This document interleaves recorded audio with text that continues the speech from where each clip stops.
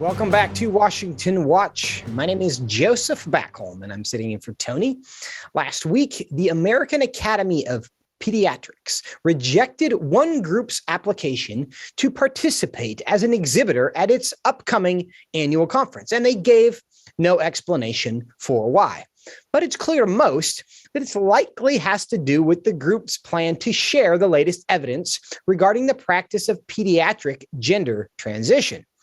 According to the Society for Evidence-Based Gender Medicine, the AAP's stonewalling of their group sends a strong signal that the AAP wants to silence debate on how to best care for gender-diverse kids.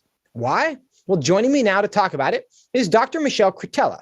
She's the executive director of the American College of Pediatricians, not to be confused with the American Academy of Pediatrics. Dr. Cretella, welcome back to Washington Watch. It's great to be here. Thanks for having me. Were you surprised when you heard that the AAP is not going to allow this group to exhibit at their upcoming conference? Not at all. No, not at all. And I think what the audience needs to realize is that when you exhibit at the AAP conference, you're not even presenting. You're not debating. You're not speaking at all. It's merely having a table and making books and papers available, brochures available for people to take if it catches their interest. So this truly does indicate that the AAP is not interested in, they don't want to be distracted by any of the facts. And we really knew that based on their 2018 position statement. Their 2018 position statement on gender dysphoria in children came out and said that every child should be affirmed and basically put on the medicinal track. That position statement was fact-checked by a psychologist, Dr. James Cantor. He pulled every single reference cited in the AAP paper. Not one reference supported their position. So they basically, the AAP wrote that position statement, misrepresented the science it claimed to be quoting, and completely ignored all the science to show that a vast majority of children can outgrow their gender confusion, gender dysphoria in the first place. I saw a report also of a survey of AAP members, I think from last year, where 80% indicated that they would like to see more debate and more discussion around this issue of gender transition for minors. Does the leadership of the AAP listen to its members? Are they totally separate? Is this just a small group of AAP members who happen to be in leadership that make these kinds of decisions? That's precisely what happens. So about once a year, there is an AAP resolution forum to which members are invited and resolutions are introduced. A resolution was introduced asking the AAP to review its transgender position statement for children.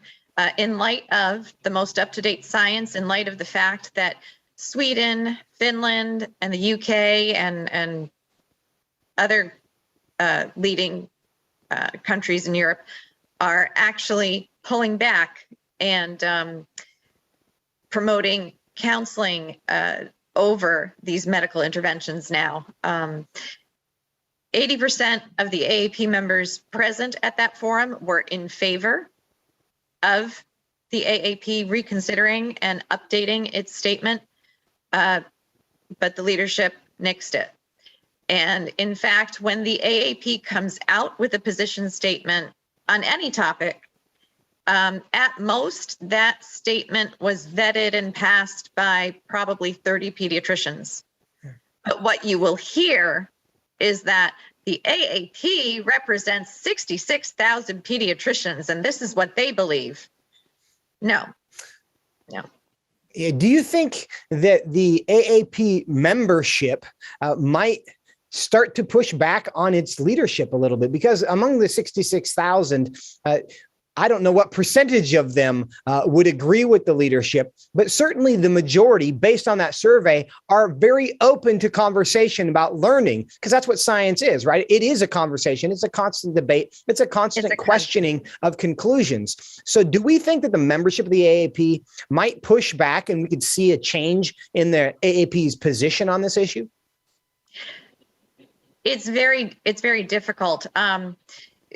To be honest, the American College of Pediatricians formed in 2002 because for years, a core group of us were pushing back on the pro-life issue.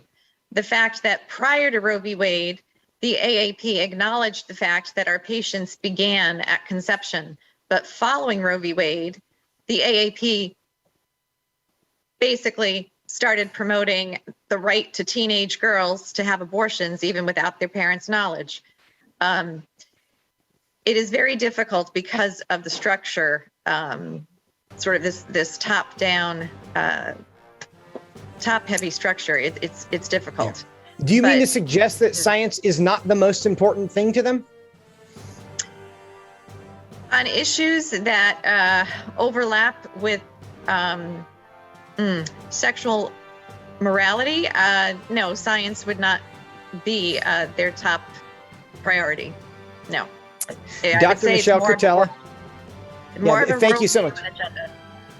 Yeah, we are at a break. I appreciate your time very much and all you're doing in providing that alternative voice that really most of us do want. Appreciate you being with us today.